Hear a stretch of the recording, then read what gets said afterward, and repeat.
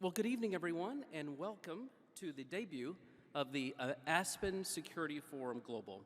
I am Clark Irvin, the former Inspector General of the United States Department of State and the Department of Homeland Security, and the founder and executive director of the Aspen Security Forum. For a number of years now, we have hosted in Aspen, Colorado each summer the top national security officials in the United States government, eminent commentators and analysts from outside government, and noted print and broadcast journalists to discuss and debate the issues of the day in the field of national security. The Aspen Security Forum, we are pleased to say, has become the premier national security forum in the United States. With the success of the Security Forum in Aspen, we are opening a new chapter in its development by debuting here in London a global version of the forum. Rather than featuring mostly American officials and policy experts with only a smattering of foreign officials and commentators, Aspen Security Forum Global is intended to feature primarily non-American officials and commentators, focusing on national security issues from a truly global perspective. Over time, we hope that the forum will help to drive the global conversation on security issues in the same way that the Aspen Forum has come to drive the national conversation on these issues in the United States. We want to give special thanks to RUSI for its support of the forum here in London this week. We could not be more pleased to debut the forum here in London, given the special relationship between the United States and the United Kingdom, coincidentally underscored this very week by President Obama's visit. And we could not be more pleased to begin the forum tonight with a conversation with one of America's most respected and admired national security officials, who no doubt has one of, if not the hardest jobs in Washington, doing everything possible to prevent another terror attack on American soil. Director of the FBI, James Comey. Formally introducing Director Comey and moderating this session is Brooke Masters, who is the company's editor of the Financial Times. Previously, she was the chief regulation correspondent for the Times, for the Financial Times, covering the UK Financial Services Authority and working with reporters around the world to cover both global financial regulation and white-collar crime. Before the Financial Times, she worked at both the Wall Street Journal and the Washington Post. She's a graduate of Harvard and the London School of Economics. Please join me in welcoming Brooke Masters in conversation with the Director of the FBI.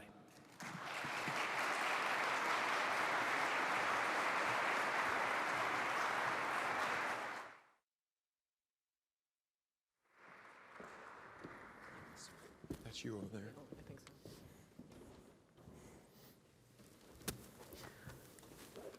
so. Well, thanks for that lovely introduction.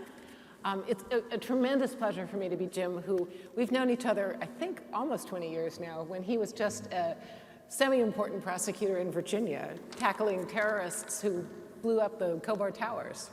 So this is a man who not only is the FBI director, he has a long history of tackling the worst and hardest securities cases basically that America's ever faced, so we're incredibly lucky.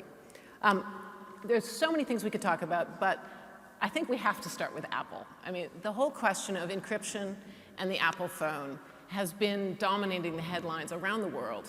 And you know, everybody, I have an Apple phone, I'm sure you have, maybe you don't have an Apple phone, but just about everybody in the audience does. So tell us about this. Well, first of all, how the heck did you get into that phone?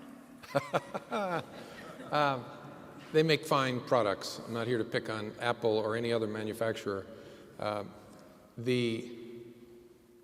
guess you know some of the story, obviously. We brought the litigation, the Justice Department did, as part of our investigation into the attack in San Bernardino. And as I've said many times, and I'll say it again, we brought the litigation because we thought it was very important to get into the phone to competently investigate a terrorist attack. And I've said before, I thought we should have been fired if we didn't try to understand what was in a terrorist phone. We had the terrorist is dead, obviously. We had a search warrant. The county, which was the owner of the phone, consented, but we got to a place where Apple, and I'm not questioning their motives, where Apple was not willing to cooperate to help us get into that, and so the Justice Department brought the litigation.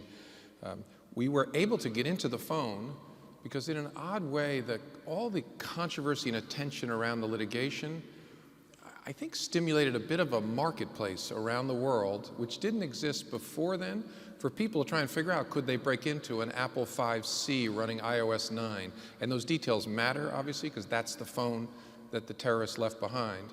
And as a result of that stimulation, while the litigation was ongoing, we didn't stop trying to figure out whether we could get in, but somebody approached us from outside the government and said, we think we've come up with a solution, and we tested it and tested it and tested it, and then we purchased it. And we were able to, once we knew it would get us into the phone, we were able to withdraw the litigation. And in my view, that's a good reason, good thing for a couple of different reasons. First, we got into the phone, which is a very important part of the investigation. And second, litigation is not a great place to resolve hard values questions that implicate all kinds of things that all of us care about. And so it was and the emotion and pain around that case was a bit of a distraction, frankly, from a more important conversation that I think we have to have. And so in that sense, it's also good that the litigation was no longer necessary. But I hope it doesn't lead people to stop talking about it. And from your question, it's clear to me people aren't going to stop. They shouldn't. They should continue to talk about it because we have a problem where all of us share a set of values that are in conflict. And we have to figure out how to resolve privacy and security on the internet and on our devices with public safety. And they're crashing into each other in terrorism cases and really all the work the FBI does. And I don't know exactly what the answer is, but we need an answer and we can't let ourselves drift. So I hope the conversation will continue. So that's the story of how we ended up getting into the phone. And the investigation obviously continues, but this will be a feature of our work. There'll be other litigation, I'm sure, but it'll be a feature of our work increasingly over the months and years to come. So how much did you pay for this software? A lot. Really? More, let's see, more than I will make in the remainder of this job, which is 7 years and 4 months for sure. Wow. And so it's but it was, in my view, worth it because it's a tool that helps us with a 5C running iOS 9, which is a bit of a corner case increasingly as the devices develop and move on to the 6 and 6S and whatnot. And iOS is, I think it's very, very important that we get into that device. Are you now crowdsourcing a solution to, say, an Apple 6 and a 6S? No, Not yet? No, we have not. And that would, to my mind, that would be a regrettable place to be. Really? Where, for two reasons. First, it just doesn't seem to make a lot of sense to me that the way we're going to resolve a conflict that implicates values and our hardest work is that the government is going to try and pay lots of money to get people to break into devices and find vulnerabilities. That seems like a backwards way to approach it. And second, it's not scalable. Mm-hmm. That is, this problem is overwhelmingly affecting law enforcement. And so there are 18,000 law enforcement agencies in the United States, all of whom are going to find this problem affecting their work.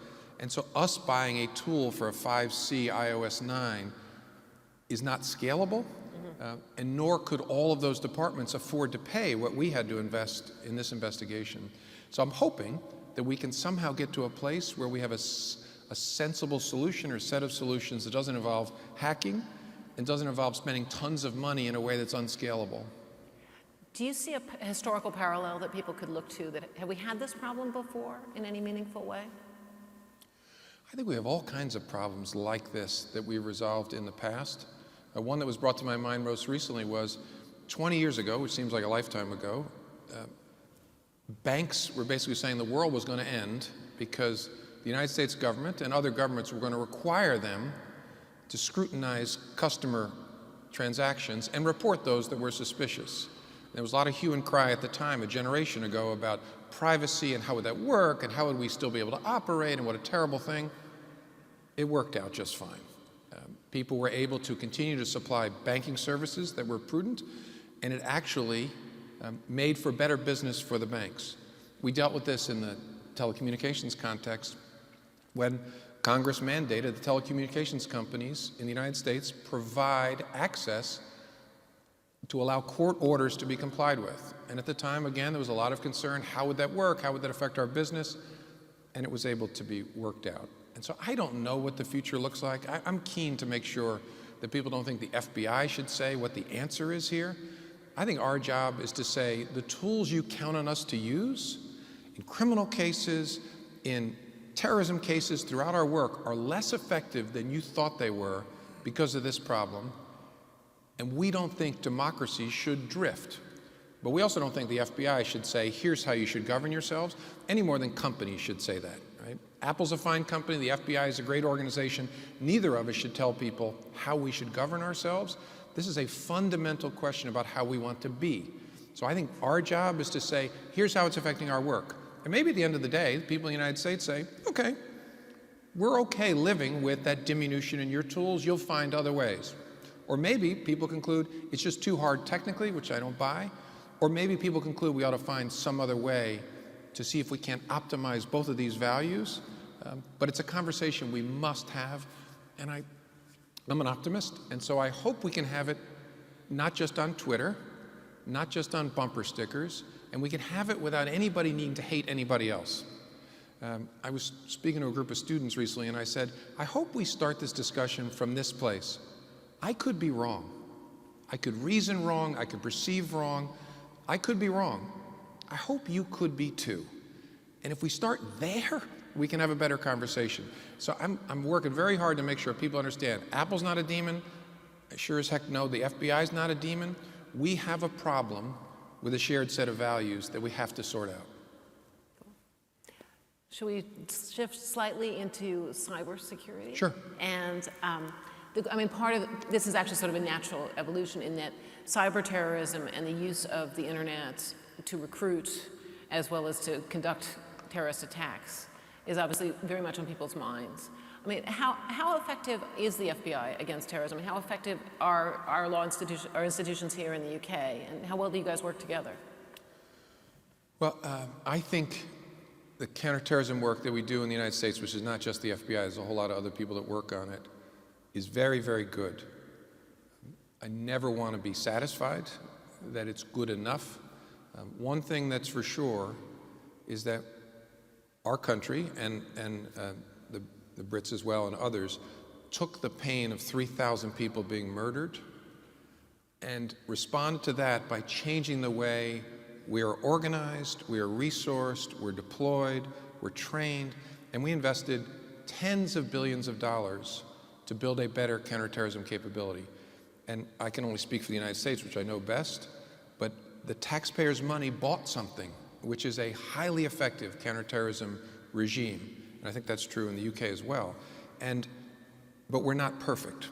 I mean, we face a threat that is increasingly hard to see, sometimes impossible to see when encryption comes into play, that is changing and moving at tremendous speed. And we live, as the citizens of the UK do, in a country that's big and free and open and diverse with lots of movement, all of which makes our life challenging. So we are very good. We can never quite be good enough, frankly, given the nature of the threat. The cooperation that we have in the US with our counterparts in the UK is simply extraordinary. It couldn't be more productive, couldn't be closer, frankly. And that makes good sense because the threat, we actually don't conceive of the threat as a threat in America and a threat in the UK. We see it as the same threat because we're always ever just a flight away from each other for terrorists as well as for good people. And so we are knit together very, very closely. And I think we're both very good. But again, you never want to say you're good enough given the nature of the challenge. Do you think something like what just happened in Brussels can happen here again soon? Sure, yes. It can happen anywhere. There's probably a sliding scale of risk associated with that in different places. I think the risk is lower in the US for a variety of reasons, but we stare at what happened in Brussels and imagine it as our future that we have to work against. That it could be that the threat they're facing on the continent, and increasingly here in the UK, is the threat that we could face 2 years from now. And we talk a lot and plan a lot and work a lot against that possibility. How has this threat changed in the 2.5 years you've been FBI director? Fundamentally, actually, the shift from your parents' Al-Qaeda to the so-called Islamic State has all happened in my tenure. Right? The Al-Qaeda model, so a long time ago, say 2013, was focused on sophisticated, long-planned attacks with extensive surveillance, carefully vetted operatives aimed at the symbols of the West. So for the United States, Washington, New York, airplane-based, national landmark-focused. And in a way, we had come since 9/11 to rely on Al-Qaeda's culture, which was they must do the big thing. If they just shot a bunch of people in a restaurant, that would be a loss of face for them and a confession of weakness, in a way. Maybe sometimes we didn't verbalize that, but we actually relied upon that without knowing it, maybe. That was the Al-Qaeda model.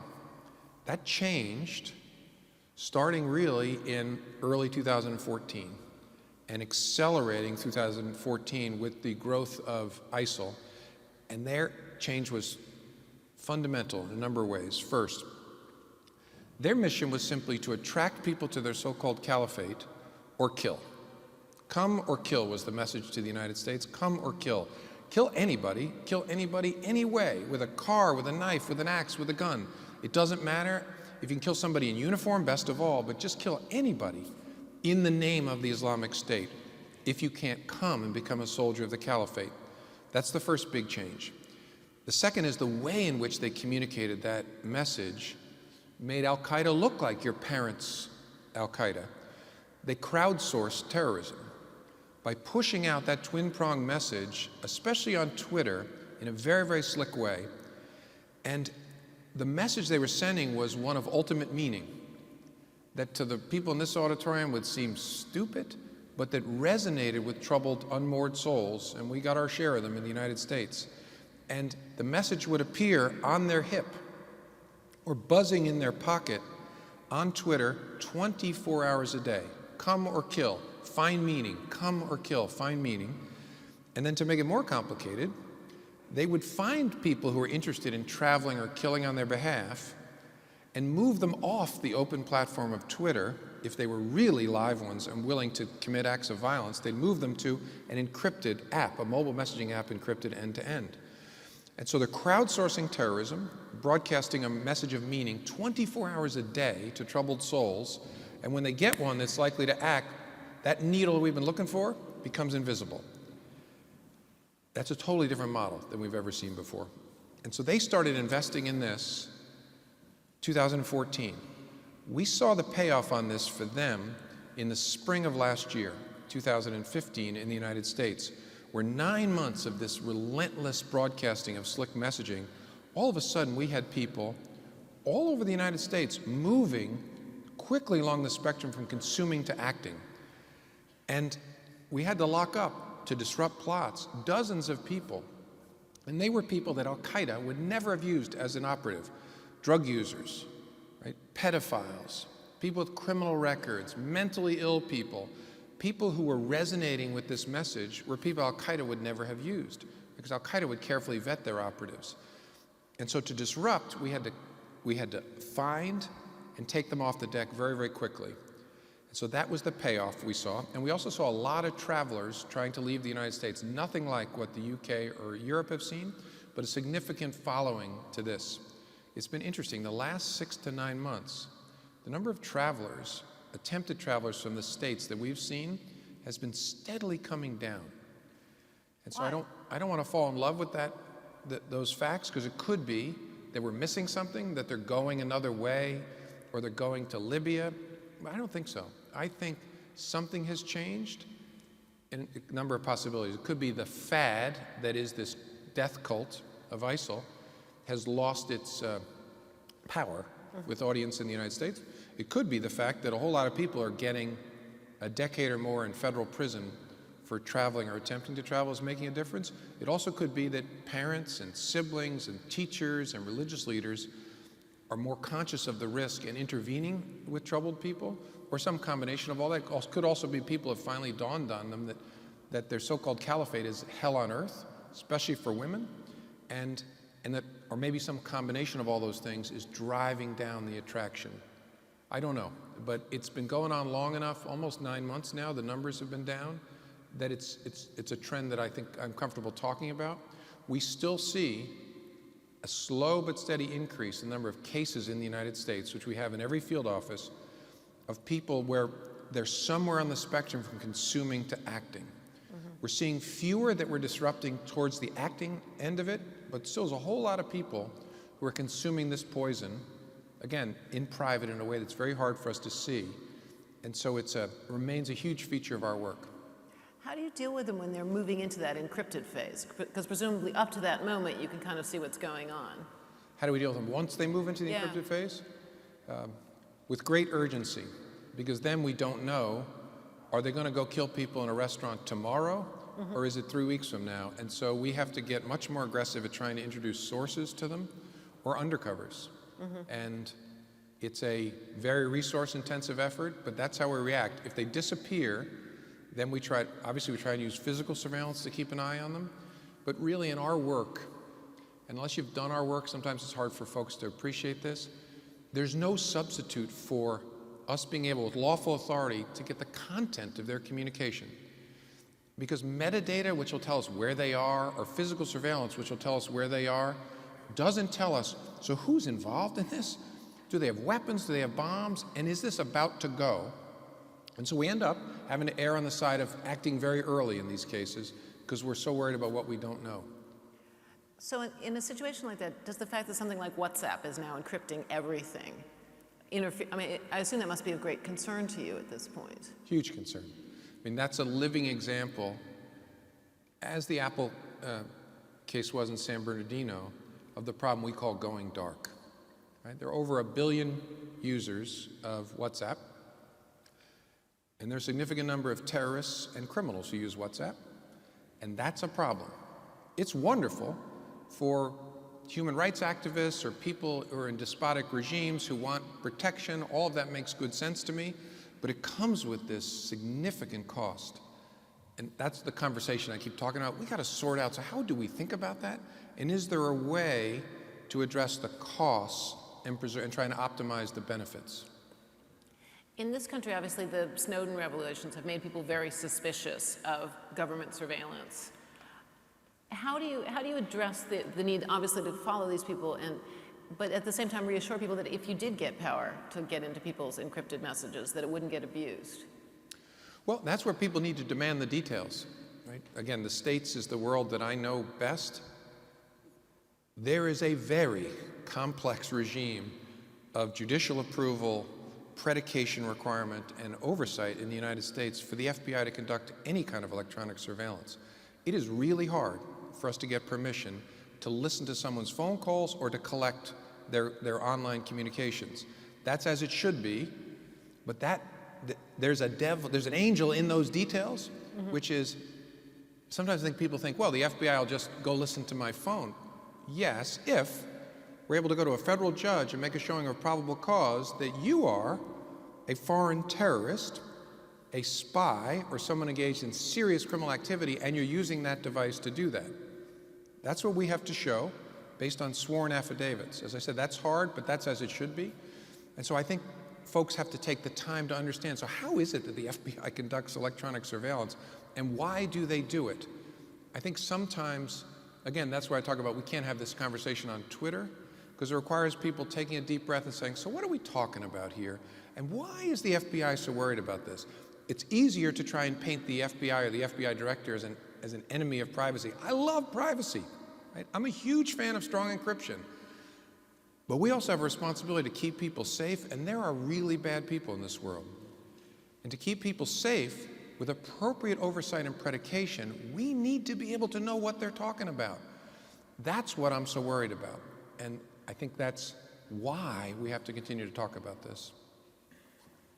On the other side of the sort of electronic debate is this idea of people using the internet not just to recruit physical terrorists, but to commit acts of either theft or terrorism. You know, there was that dam that somebody tried to break into. So how bad is that situation right now? I mean, how good are the real cyber terrorists, and how worried are you about them?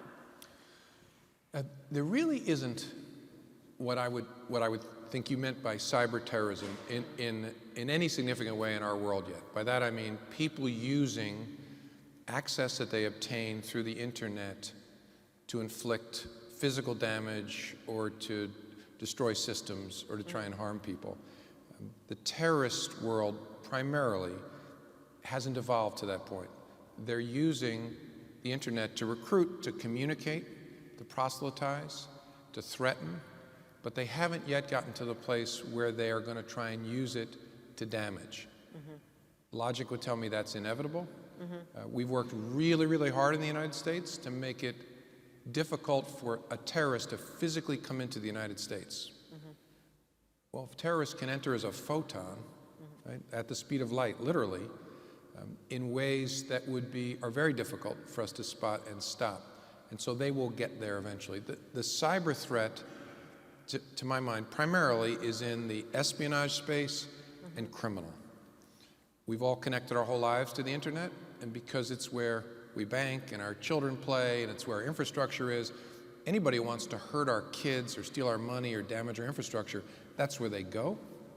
And so cyber investigations and digital investigations are part of everything the FBI does today because that's where our lives are. But again, the terrorist threat has not evolved to that point. And I hope a lot of terrorists aren't watching the Aspen Institute live feed. But that's a snapshot of where we are now. On the criminal side, how much of it is people who are beyond the reach of the FBI, at least easily, because they're outside the U.S. doing this? You have the sense that they're the Russian and Middle East and Eastern European gangs trying to break into bank accounts. Is that a stereotype, or is that actually really what's happening? No, that's a big feature of it, but it's obviously much more than that.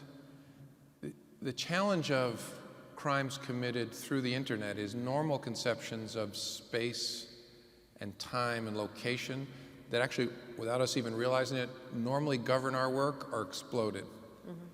Normally the FBI does work based on where it happened. Right? Bank robbery is in Chicago, so Chicago will work that bank robbery. Well, a cyber intrusion, where did it happen? The physical manifestation of it, where the company is located that gets hacked, may not be all that meaningful, and the criminal may be anywhere in the world because the threat is moving at the speed of light. And so what's happened is the criminals and the spies have shrunk the world so that they can be in a former Soviet bloc country in their basement attacking a company in Indianapolis or attacking something in Australia or in London or doing all of it at the same time. And so we have to think about it very differently, and part of our strategy, with our British colleagues especially, is shrink the world back. Because we face a situation now where the bad people think it's a freebie to kick in the doors electronically of an American company or an American individual, or the same in the UK, and steal what matters most to them. It's a freebie because I'm in my pajamas in my basement halfway around the world. So we really have to get to a place where those actors feel us behind them. Metaphorically, they feel our breath on their neck, because that's the only way we'll change behavior. Fear will change behavior. So we work very, very hard to shrink the world to catch criminals all around the world. We work very hard to send messages to nation states that are sponsoring this kind of activity that we see you, we know what you're doing, we're going to call it out where we can. We're going to charge your people who are engaged in pure criminal activity with crimes. And life is long, we have great patience, and the world is pretty small. So people say you'll never get these actors that you indicted halfway around the world. Don't say never. We have many flaws in the FBI, but we are dogged. And people like to go on vacation.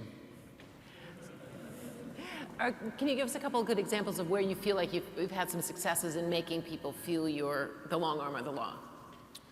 I think a number of Russian hackers, Romanian-based hackers have felt us. A number of them are in jail now in the United States because they felt us. We had one go on to another country in the EU on his honeymoon. And because we're so closely connected to each other, addressing this in the EU, as he was departing to go back to Russia, his spouse boarded the plane, he did not board the plane. And now he feels that, actually probably that literal breath on his back.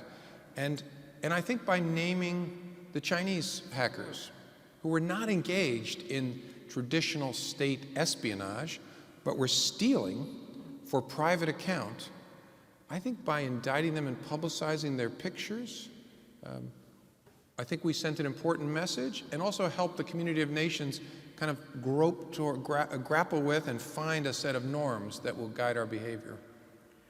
How effective are your cooperation efforts with, say, Eastern European, the former Soviet bloc countries, China? Probably different across those.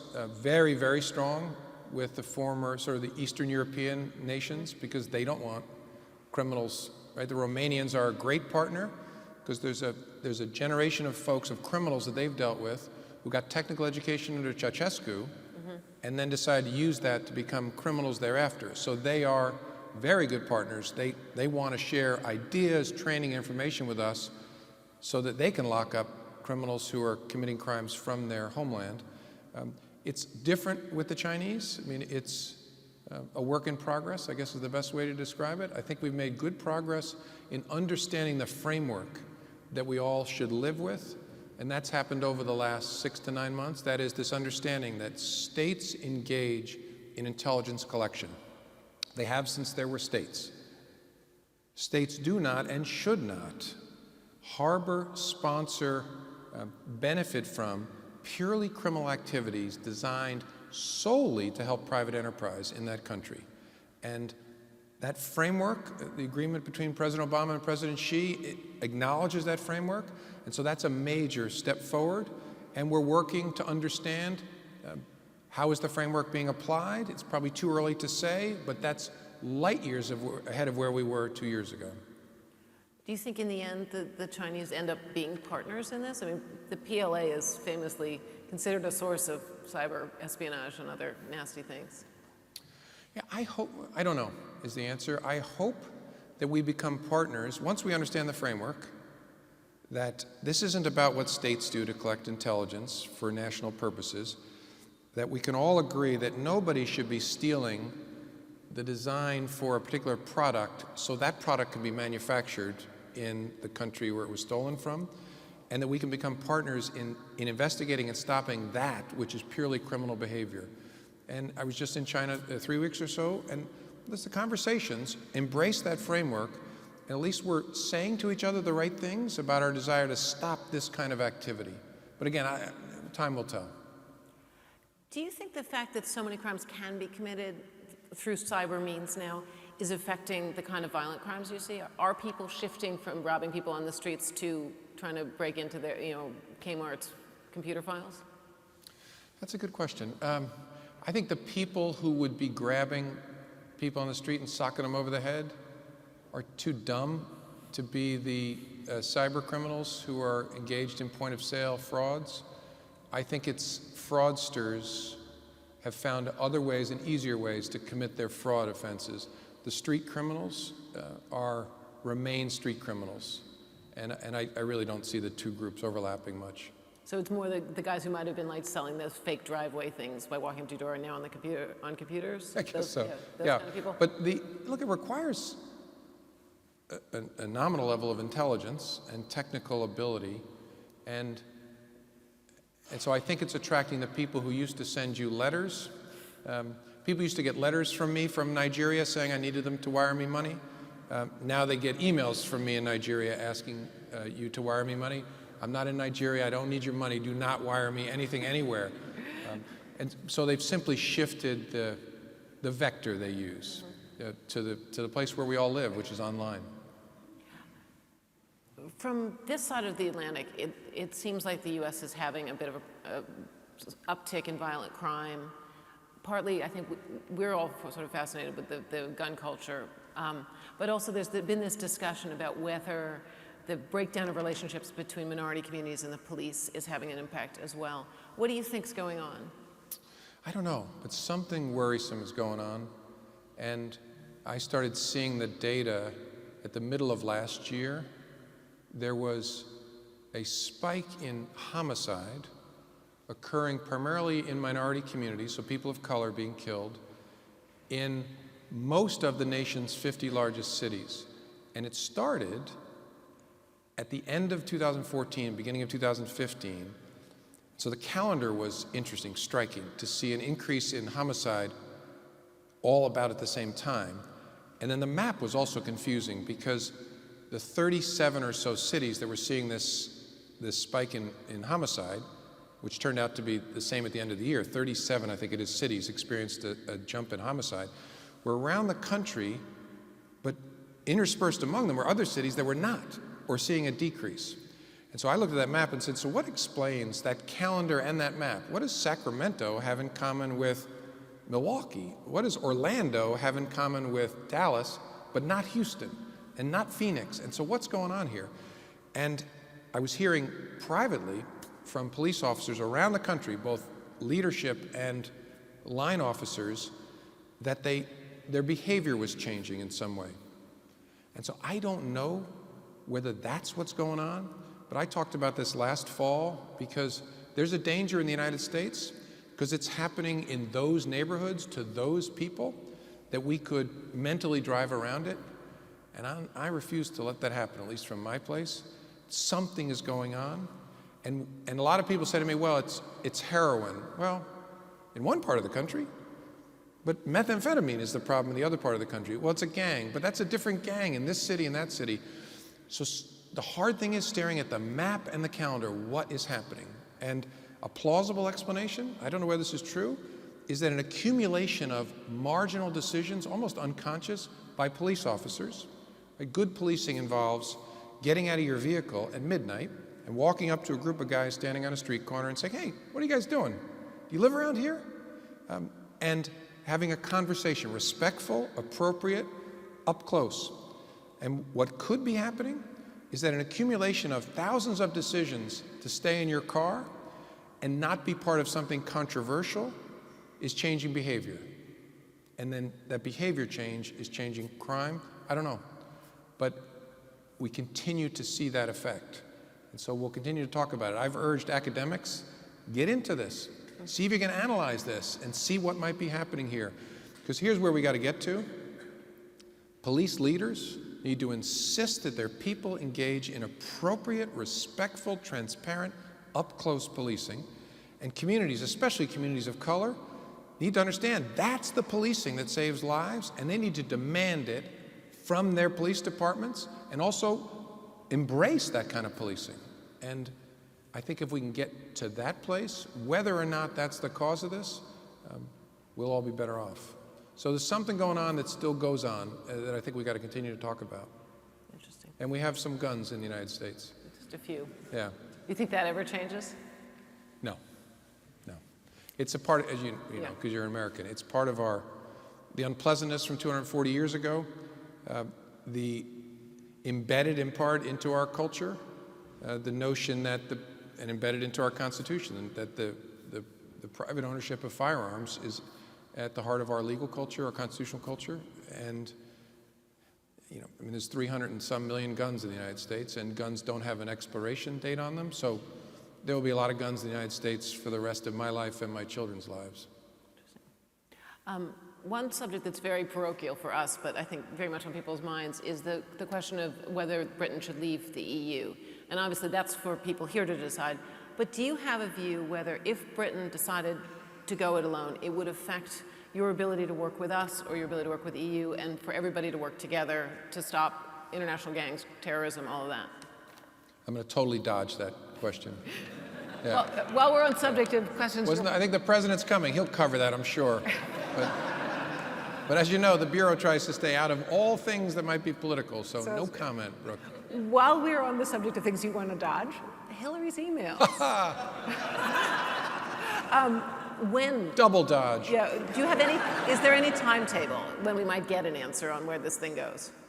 Yeah, there's no timetable on any investigation, but somebody asked me in the States about whether I think the question was, is the Democratic National Convention I forget what the question was, a hard stop for you, or is that a key date for you? Are you doing this investigation aimed at, and I said, no. Right? We aspire to do all our investigations in two ways, well and promptly. Especially investigations that are of great interest to the public, we want to do them promptly. San Bernardino, right? Feel great pressure to do that well and do it promptly, because people care about it. I get that people care about this investigation, and so we're working very hard to ensure it's done well and promptly. But as between the two, if we have to choose, we will do it well. But again, we aspire to do it well and promptly, and I'm personally close to this investigation because I want to ensure that we have the resources, the people, the technology, and the space to do those things. and to do it in the way I hope we do all our work, which is competently, honestly, and independently. And I'm confident that it's being done that way. Yeah. So no comment. Well, on that note, I think we'll turn to the audience and see if I have failed to hit some topic that they're dying to hear about. Okay. Can we start? I know the director has some people who are part of his traveling press corps. Can we try starting with people who don't usually get to ask him questions? So the first couple, at least, let's do regular audience. Is somebody got a burning question they'd like to ask Mr. Comey? There are microphones going up and down. Should we go? There's a middle of the room there that went up very quickly. Hi, it's Duncan Gardam. Can I ask the director whether he feels that the French and Belgian security services could have done a better job over the last 18 months, and whether he would like the UK security services to do anything differently? Whether I would advise the UK services to do anything differently? Yeah, the honest answer is both I don't know and I'm sure there are things they could have done differently.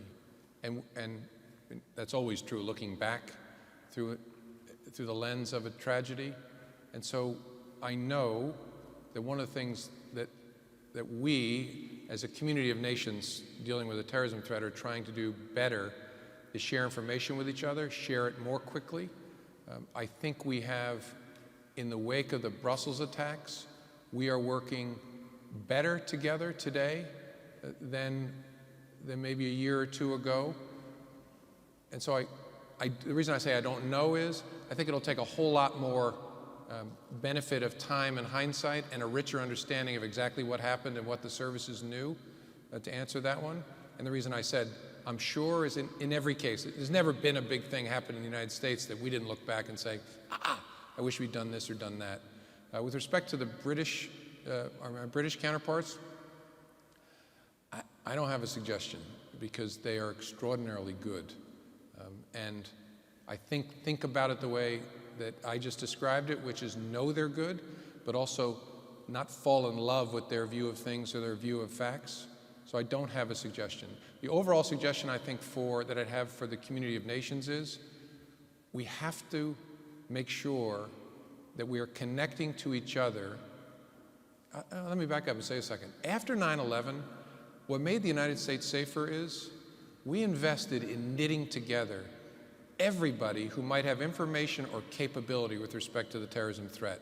And that was painful, and it required regulatory change, legal change, and most importantly of all, cultural change. And that's a journey that was spurred, as I said earlier, by the death of 3,000 people in my country. And so I do think there is progress that can be made among the community of nations, obviously including the EU, to travel some of that road that we've traveled since September 11th, to knit together in a better way. Now, that's probably my overarching piece of feedback. Next. Is there another, You're calling people, right? I'm not in charge of that. How about we do over here? Director, thanks very much. My name's Crawford Thomas. I work for the Clydesdale Bank. I've only actually just gone into the financial sector. I've done 20 years working in intelligence within the British Army.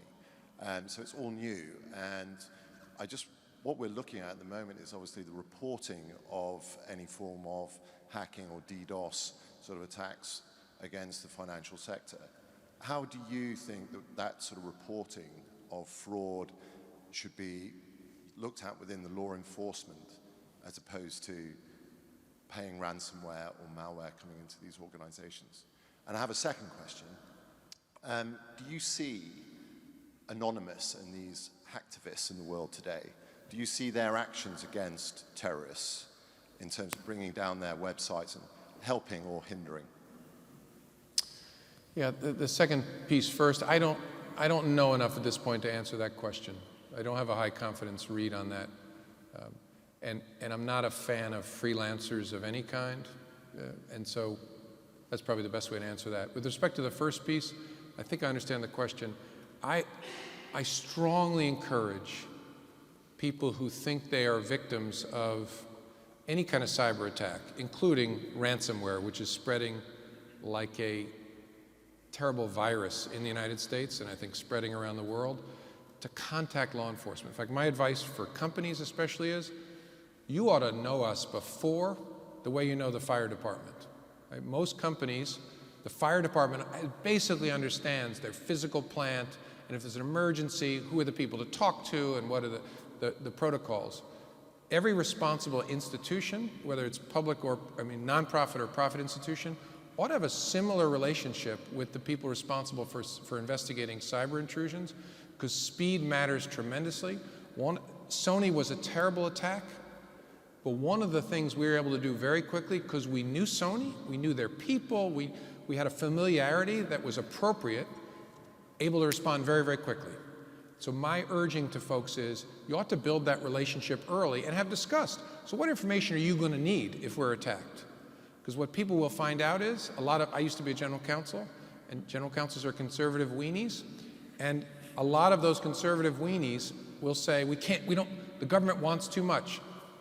Interesting conversation, because we don't want much. We don't want content. We want zeros and ones. We want indicators, right, of attack and vector. And then to come to the ransomware in particular, my ask would be, please don't pay a ransom without talking to law enforcement. We have a problem in the United States. An entity was locked up with ransomware, not only paid the ransom for reasons that aren't clear to me, publicized it. Well, you know what happens then? Right? Lots and lots of other places in that same industry are getting hit. So I would urge people to build a relationship in advance, and then when something like that happens, please talk to us before you do that, because there may be answers that you haven't thought of to dealing with that. Then I'll stop this, but basic cyber hygiene, patching, and having an effective backup that is not connected to your network is critical to dealing with this ransomware. These punks will not have power over you if you have patched and you have an ability to recover to a backup, right? They have nothing to demand of you because you can operate your business by moving over to your backup. Sophisticated companies get that, but a lot of smaller companies haven't focused on it. Sorry for the long answer. How about in the middle here? First of all, thank you very much for the very interesting conversation today. So my question is about Syria. I just wanted to ask your view on the situation of people who are coming to Europe. So what's your view on this situation, and if this potentially can bring additional risks to the European countries, and how this can be tackled? Thank you. Because my business is security, I'll answer it through the security lens, and it's obviously very, very important humanitarian policy and political lenses that I'm not qualified to talk about. It's obviously presents a security risk. Whenever you have a large flow of people who may be undocumented or flowing in such numbers that they're difficult to understand who they are and what their story is, it poses a risk. There's no doubt about that. And so, to my mind, the answer is what's already going on, which is countries together devising the structures and the processes to get a better picture of the people and share everything that might be known about a particular person and their documents, and to touch all potential sources of information about that person and the risk they may pose. And this is an enormous undertaking. Again, it's something the United States government has devoted huge resources to over the last 15 years, but we've never dealt with the kind of flow of 1 million or more people all in the same summer.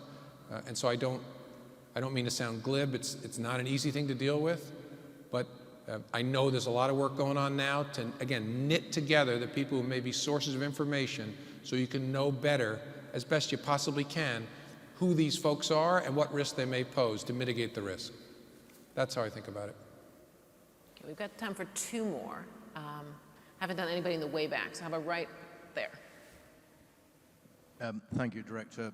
My name's Ed Butler. I'm in the terrorism reinsurance market. I wonder if you could comment on the threat of dirty chemical and dirty radiological devices being used by terrorists.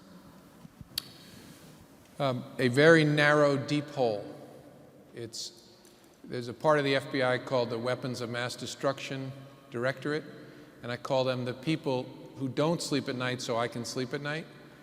It is something we worry about, watch for, have put in place, again, through our partners around the world, tripwires to try and understand whether terrorists are endeavoring to get radiological, nuclear devices for any purpose. And so it is a threat that lives with us every day. And I don't assess the threat, I guess I ought to stop there. It's something we worry about every day because it is a very, very narrow hole, but given the consequences, it's something we have to invest the resources in that we do. One more. See, I think this side of the room hasn't gotten to talk very much, so back there, maybe? Hello, my name is Sergio. I'm from Brazil. And after the Paris attacks, there was a threat to Brazil recently confirmed by the Brazilian intelligence agents. And I would like to ask how in danger you think we are. In Brazil? The Olympics is like in 3 months. In connection with the Olympics? Yeah. Yeah. I don't know what's been confirmed, so I'm going to stay away from particulars. It's something that we in the United States intelligence community try to look for and watch for, so that if we see any indication of a threat that's either in Brazil or aimed at Brazil, we share it. We've built very close relationships, even despite, this is true around the world, even when there are political tensions, the security services, given the nature of our business, which is keeping innocent people from being harmed, tend to have consistently good relationships. So we've long had good relationships with our Brazilian counterparts. And so we are being very, very attentive to whether there is any threat information. I think the Brazilians are putting lots of resources against it. They've engaged, I know, our British colleagues and people in the United States for training and support. The challenge of any event of that size and scope is the physical scale and the number of world travelers that are coming, but my sense is that the Brazilians are focused on it, on the right things, in the right way. It's probably all I can say at this point about that. I think that brings us to the end. Thank you, Director Comey. I think we've learned a lot about encryption, the difficult choices you face, and I guess we all hope that you succeed. Okay. Thanks very much. Thanks, Brooke.